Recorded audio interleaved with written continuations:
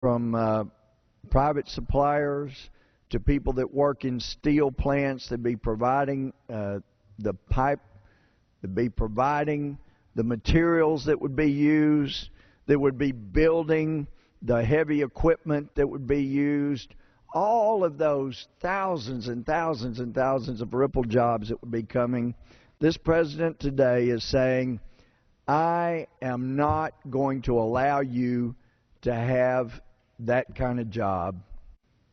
We're going to keep pushing, the president might as well have said, to make sure you can get unemployment for 99 weeks, and we can keep you from reaching your God-given potential of actually producing, because there is a great deal of satisfaction for doing something productive, seeing the products of your hands.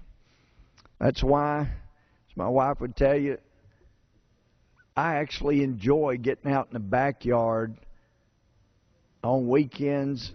Kind of tough during the winter, but actually getting out there and doing things so that when I finish I can see I've done something productive. Because we come up here and we pass some good legislation in the House, it never becomes law.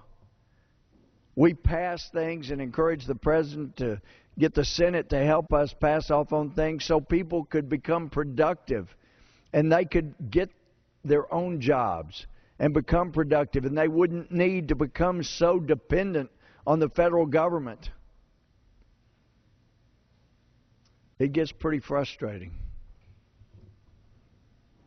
But you've got Department of Energy sitting there, $5.6 billion, unobligated, unspent from the last 2 years.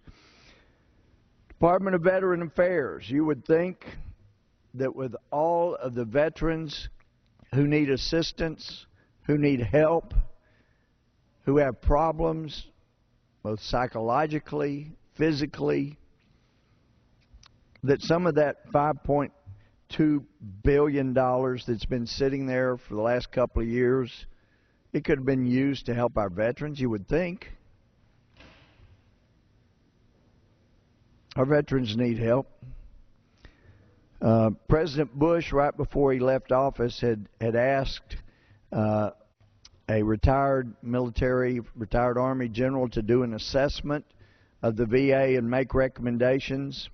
He had some good recommendations. Unfortunately, they've not been carried out by this administration. But one of the things he told me personally, privately, he said the problem with the Veterans Administration is they're supposed to be an assistance organization, and instead they think they're an adversarial organization. Should be assisting our veterans. And yet so often, every time a veteran comes through the door needing help, they look at them as if they're a thief coming in to steal something. Our veterans deserve better than that.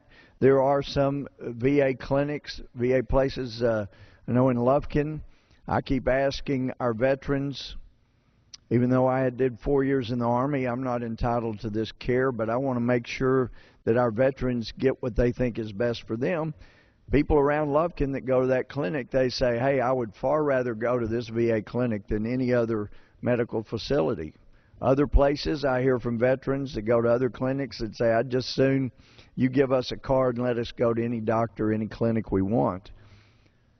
But at the same time, all of this is going on, and we were told there now is a need to increase the contribution from veterans for TRICARE. We find out there's $5.2 billion been sitting there unspent, unobligated for the last couple of years. Department of Justice, $1.9 billion.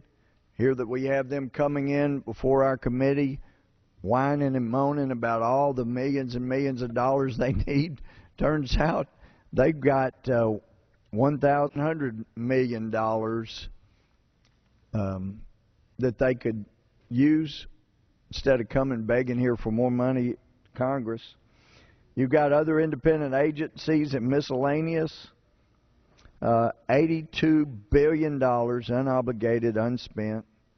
The Office of Personnel Management, $55 billion. I know that the the administration spends more money than any other administration in history, far and away a lot more, but you would think that they wouldn't have to come demanding more and more money from and putting pressure on Harry Reid down in the Senate to get more and more out of the House because they just can't live on the $55 billion slush fund they have from the last couple of years, unspent. International assistance programs, $45 billion. I've said it over and over, but it is absolutely true. I've seen it firsthand going around. You could even see it some areas of Afghanistan. You don't have to pay people to hate you. They'll do it for free. It would save a lot of money. I still have a UN voting accountability bill. I've filed it my fourth time in this fourth Congress I've been in. It says unless you vote with the United States over half the time in the UN, that you shouldn't get any foreign assistance from the United States. Again, these people in foreign countries that hate us, it is absolutely their right to do so. But we don't have to pay people to hate us. They'll do it for free. Environmental Protection Agency. One of those things was created when Congress made the mistake of giving the Nixon administration the power to consolidate and reorganize government and make it more efficient. The Nixon administration created the Environmental Protection Agency. And right now, the EPA is in the process of costing thousands and thousands and thousands of people jobs all over America. And this administration is doing nothing to rein them in. Some people have said, well, can the Congress do something about that? Sure we can. We could get rid of the EPA. I've been told by some federal authorities, but you don't understand. Even though Texas has an environmental commission, the TCEQ, there are a handful of states that don't have environmental commissions for their states. So we need one for the whole country. What happened to the 9th and 10th Amendment? If it is just inside the state, doesn't involve interstate commerce, then why shouldn't we let the states take care of those issues? Instead, the EPA is spending some of their slush fund money to sue states like Texas and others, shutting down power plants. And I would have thought today that when the President released his statement about why he was going to deprive tens of thousands of Americans jobs immediately where they could earn their own way and own their own things without the government handouts, that he would at least be able to say, because I have a better plan, us off foreign oil. Not what he said. Apparently, it's the President's position. He wants to get us off oil, not off foreign oil, just off oil.